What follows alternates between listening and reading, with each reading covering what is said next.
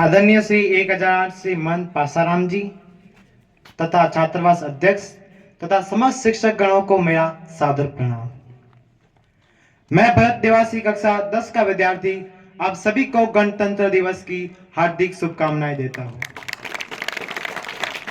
आज गणतंत्र दिवस तथा मेरे जन्म दिवस के उपलक्ष्य पर मैं अपनी वास्तविक परिचय देना चाहता हूं। प्रणाम। मैं भी वही हूं जो आप है, मां भारती की संतान।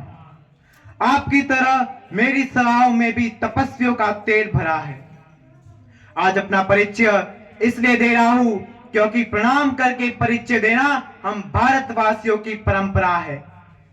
भारत, मैं उस भारत से आता हूं जिसके होठों पे गंगा, हाथों में तिरंगा है। मैं उस भारत से आता हूं जो कभी सत्यम शिवम सुंदरम, कभी वंदे मातरम, पंजाब सिंध गुजरात मराठा उत्कल बंग है। मैं उस भारत से आता हूं जो ठुकराए हुए लोगों की शरण स्थली बन जाता है और सात समंदर पार परदेशियों को भी ब्रदर एंड सिस्टर्स कह के पुकारता है।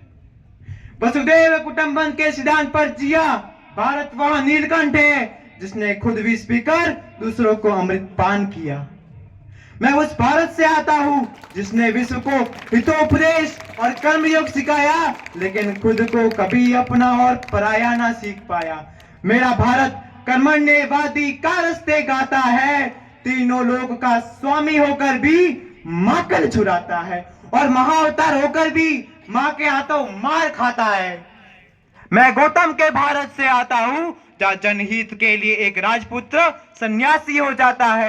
मैं राम के भारत से आता हूं जहां राजपुत्र पिता की एक बात पर सिंहासन त्याग कर वनवासी हो जाता है।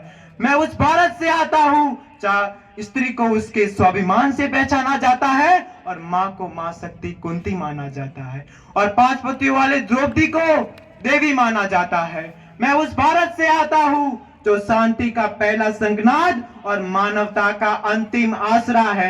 मैं उस भारत से आता हूं जो वीरता की वसुंधरा है। मैं अपनी वाणी को विराम देते हुए अटल जी की प्रसिद्ध कविता भारत जमीन का टुकड़ा नहीं प्रस्तुत करना चाहूंगा।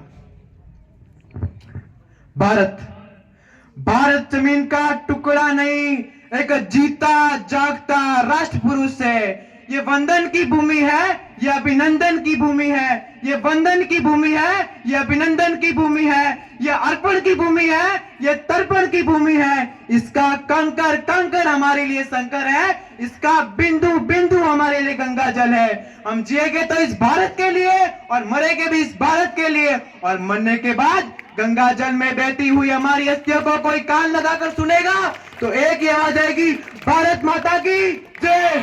धन्यवाद। भरत के द्वारा ओजस्वी कविता हमारे समक्ष प्रस्तुत की गई।